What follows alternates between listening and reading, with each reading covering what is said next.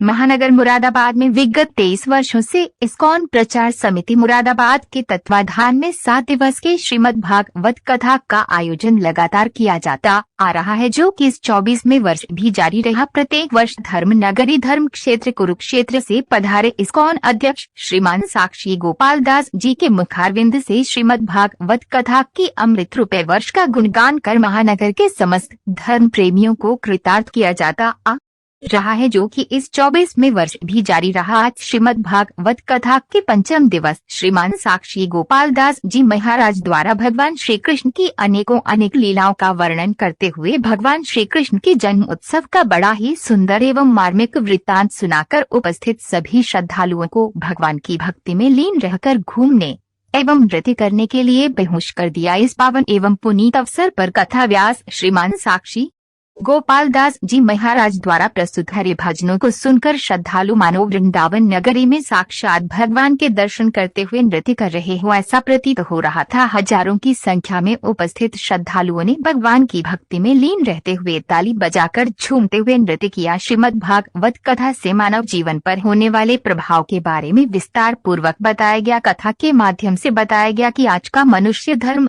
की ओर से विमुख होता जा रहा है। अगर महानगर मुरादाबाद में धार्मिक संस्थाएं न हो तो वे प्रभु की ओर बिल्कुल भी ध्यान न दे। ये तो संस्थाएं हैं जो कि प्राणी को धर्म से जोड़े रखती हैं। इस तरह के आयोजन महानगर में लगातार होते रहने चाहिए। साथ ही बताया कि कलयुग में भगवान नाम का जब ही एकमात्र सहारा है, जो कि प्राणी को बुरे कर्मों से बचाते हुए उसकी वैकुंठ धाम पहुंचा सकता है। कथा व्यास जी ने श्रीमद् भागवत कथा के बीच समस्त श्रोताओं को भागवत कथा का कर भी समझाया और कहा कि किस तरह से श्रीमद् भागवत कथा में दिए गए भगवान श्री कृष्ण के संदेशों को अपने जीवन में उतरकर अपना जीवन सफल बनाकर प्राणी सुखी जीवन व्यतीत कर सकता है। साथ ही वर्णन किया गया कि धर्म क्षेत्र कुरुक्षेत्र में जहाँ पर भगवान श्री कृष्ण जी महाराज द्वारा अर्जुन को महाभारत काल के समय गीता का उपदेश दिया गया था, उस स्थान पर श्रीमान साक्षी गोपाल दास जी महाराज द्वारा एक भव्य मंदिर बनाया जा रहा है, जो कि बहुत जल्द पूर्ण हो जाएगा और श्रद्धालुओं के दर्शनों के लिए खोल दिया जाएगा। इसलिए ज्यादा से ज्यादा लोग जुड़कर मंदिर के निर्माण में अपना सहयोग प्रदान करें। शाम के सत्र में जैसे ही साक्षी गोपाल दास जी कथा स्थल पर पहुंचे, श्रद्धालुओं ने उनका फूलों की वर्षा कर एवं माल्यार्पण कर स्वागत किया। तत्पश्चात प्रभु श्रीमान साक्षी गोपाल दास जी द्वारा कथा स्थल पर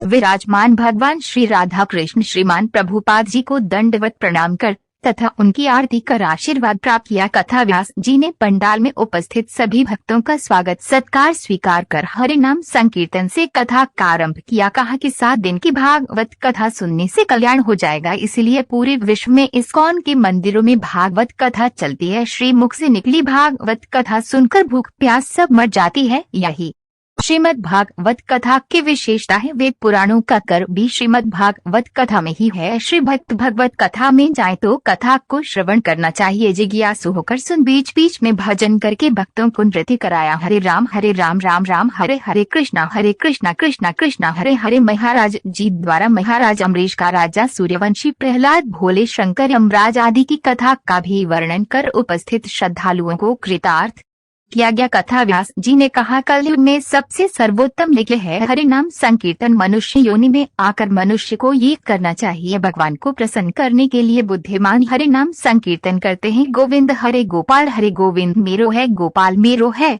आदि अनेक बंजारों को प्रस्तुत कर उपस्थित श्रद्धालुओं को भगवान की भक्ति में लीन रहकर घूमने के लिए विवश कर दिया। भागवत का नाम बड़ा शक्तिशाली है। कलयुग में हरि के नाम का जो भी ये करेगा वह सफल ये कहलाएगा, कोई साधन काम नहीं आएगा। इसलिए प्राणी को चाहिए कि वे यह नित्य हरि नाम का कीर्तन उनका जाप अवश्य करें, क्योंकि पता नहीं कि पाल क्या हो जाए। जो भी आप जीवन जी रहे हैं इसे खुशी जिए। आज के भंडारे में अभय गुप्ता प्रभा ज्वेलर्स का रहा कथा के आनंद उत्सव में सौभाग्यशाली महानगर मुरादाबाद के प्रसिद्ध निर्यातक एवं वरिष्ठ समाज सेवी तथा समिति के अध्यक्ष महेश चंद्र अग्रवाल का परिवार वालों का रहा। तो वहीं कथा स्थल पर पहुंच रहे श्रद्धालुओं की चरण पादुका सेवा देने के लिए श्री महाशक्ति मंदिर उत्थान समिति के राकेश टंडन एवं उनके सहयोगियों का पूर्ण सहयोग रहा। कथा के 5वें दिन भगवान श्री कृष्ण के जन्म उत्सव के अवसर पर कथा स्थल को रंगीन गुब्बारों एवं झिलमिल रंगीन झालरों से बड़े ही खूबसूरत ढंग से सजाया गया था। आज कथा के 5वें दिवस मुख्य रूप से राजीव अग्रवाल, अशोक सिक्का, विकास रस्तोगी, महेंद्र कश्यप, राजीव अग्रवाल, अभय गुप्ता, राजीव अग्रवाल, मल्लू, विशाल अग्रवाल, बाबूराम, सुरेंद्र कुमार ज्वेलर्स, राम प्रताप कटा, अनसन, doctor S K Midha, doctor Virat Srivastava, Nitin Batra, Shyam Sundar, Rajeev Rastogi, Anshul Gupta, Ram jewellers, Raju jewellers, Malhotra impex, Shailendra Kumar Gupta, Ashok metal, Manoj Sikka, Krishna देवी दासी, सुमित शर्मा, कुसुम वर्मा, मनीष यादव, लली मारवाड़, मीनू गुप्ता, बीना अग्रवाल, माया देवी, मयंक सैनी, पंकज गुप्ता, आदित्य गुप्ता, मूलचंद तोमर, अतुल जौहरी, धर्मेंद्र अग्रवाल, मनोज धवन, रविवार कपूर, गोविंद गुप्ता, राजकुमार गुप्ता, रमेश यादव, अशोक अरोड़ा, राजकुमार गुप्ता, सिम्मी कपूर, हेमंत शर्मा, अशोक अरोड़ा, शशि अरोड़ा, हरिशंकर रस्तोगी आदि सहित सैकड़ों की संख्या में श्रद्धालुओं ने उपस्थित रहकर श्रीमद् भागवत कथा का भरपूर आनंद लेते हुए अपना जीवन सफल बनाया। आज श्रीमद् भागवत कथा के पंचम दिवस भगवान श्री लड्डू गोपाल के जन्म उत्सव के अवसर पर कथा स्थल मानवपुरा वृंदावन नगर ही नजर आ रहा था। चारों ओर हजारों की संख्या में पहुंचे श्रद्धालु ही श्रद्धालु नजर आ रहे थे और भगवान की मस्ती में झूमते एवं नृत्य भी करते नजर आ रहे थे। कथा स्थल पर गोकान्हा सेवा केंद्र द्वारा गौशाला में निर्मित गौ माता के गोबर मूत्र आदि से निर्मित उत्पाद का विक्रय किया जा रहा था, जिन्हें खरीद कर श्रद्धालु मां गा रहे थे। तो वहीं श्रीमद् गीता भागवत और भगवान श्री कृष्ण से जुड़े अनेकों साहित्य भी श्रद्धालुओं के लिए विक्रेता के लिए रखे गए थे। कार्यक्रम के अंत में कार्यक्रम को पूर्ण रूप से व्यवस्थित बनाने एवं अपना पूर्ण सहयोग देने वाले भगवान के भक्तों को विकास गढ़ी से श्रीमान साक्षी गोपाल दास जी द्वारा उपहार स्वरूप भगवान श्री राधा कृष्ण की प्रतिमा प्रदान करते हुए भरपूर आशीर्वाद दिया गया। अंत में हजारों की संख्या में उपास से श्रद्धालुओं को बड़े ही क्रमबद्ध पंक्ति बनवाकर श्रद्धालुओं को व्यवस्थित तरीके से भंडारे के प्रसाद का वितरण किया।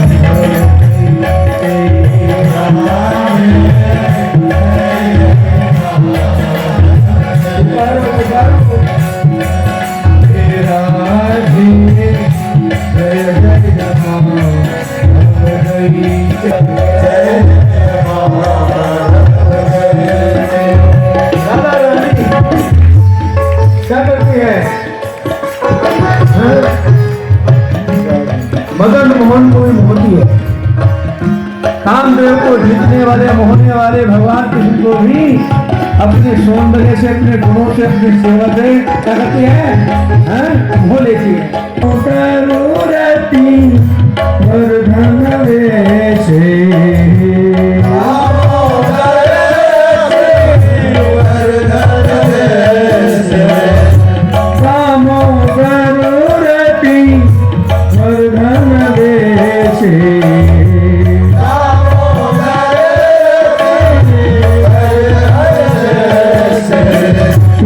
स्वामी जी कह रहे हैं महाराज परीक्षित से, हे महाराज परीक्षित, क्या भगवान गोपियों के साथ रास रचा रहे हैं तो पूरे ब्रह्मांडों से लक्ष लक्ष सुंदरी आएंगी भगवान के साथ रास रचाने की।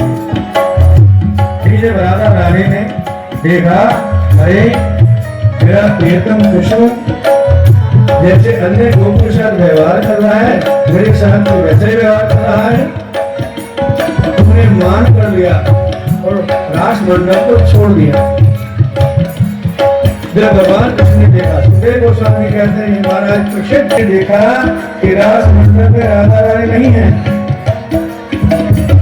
तो भगवान ने उन लक्ष लाखों लाखों सुंदर गोपियों को त्याग दिया। लाखों लाखों गोपियां अपने सौंदर्य से भगवान को अपने वश में नहीं कर पाई और भगवान राधा रानी को खोजने के लिए रास मंडल से चल पड़े। बोल हो गए दामोदर रति वर्धन देशे,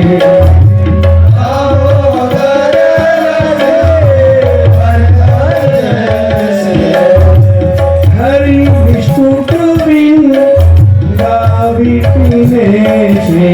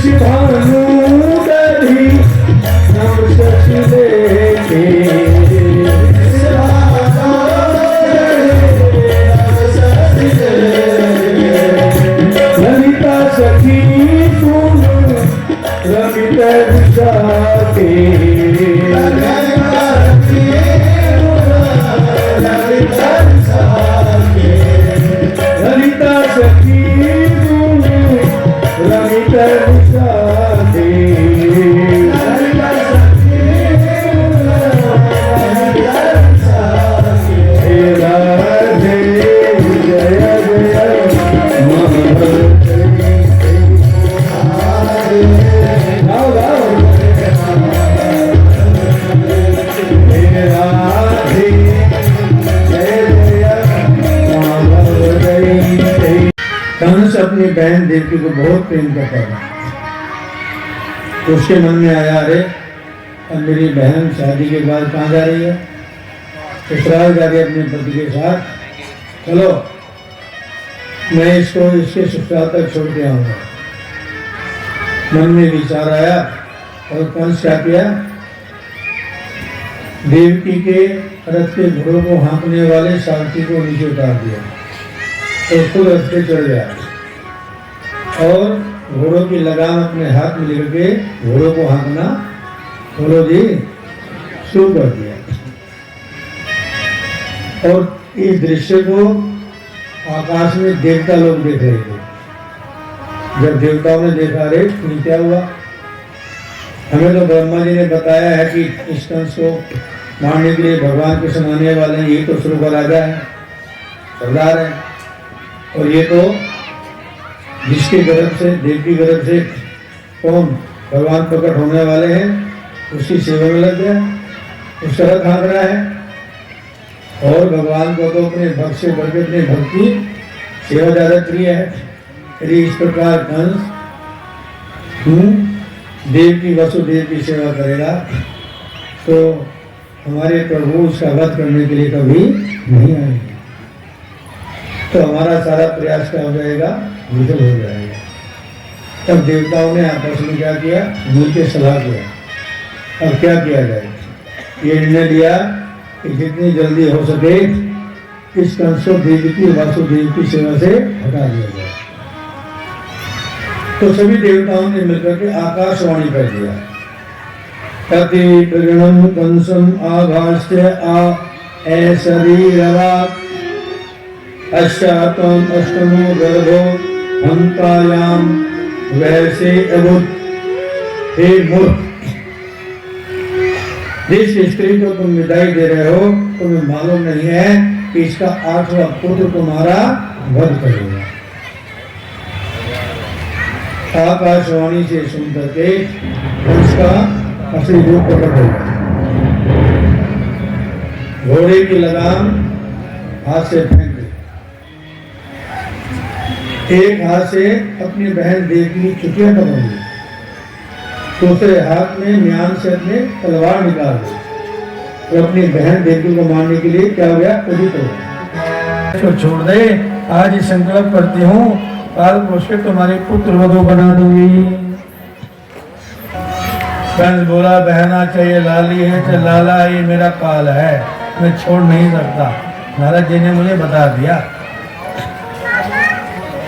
देव की माता गिड़गिड़ाती रह गई, लेकिन कंस ने क्या किया, अपनी बहन देवकी से उसको छीन लिया कन्या को, और जैसे मारने के लिए ऊपर उठाया तो क्या, वो कन्या ने हाथ भुजा धारण करके दोनों को धारण किया। अरे बोले, अरे कंस तो मुझे क्या मारेगा, तेरे को मारने वाला तो कहीं पैदा हो चुका है।